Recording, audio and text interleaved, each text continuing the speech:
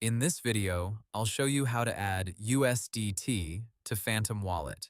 USDT is a stablecoin that can exist on multiple blockchains, so the most important thing is choosing the correct network.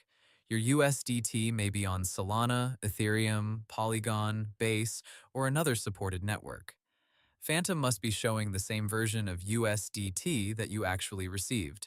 First, open Phantom Wallet on your phone or browser extension. Make sure you are using the correct wallet account.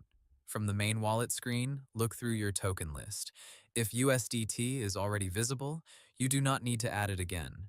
If you received USDT but cannot see it, you may need to enable it manually. Scroll down and look for an option such as Manage Token List, Add Token, or a plus icon. Tap that option and search for USDT. You may see more than one USDT result because USDT exists on different networks.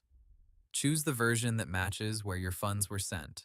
For example, if you received USDT on Solana, select USDT on Solana.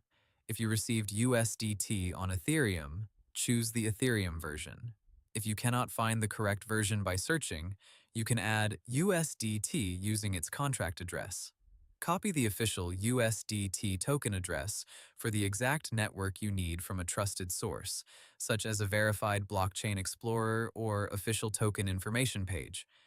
Paste the address into Phantom Search or Custom Token field. When the token appears, check the name, symbol, and network. If everything looks correct, select it or turn it on. Then return to your wallet home screen. USDT should now appear.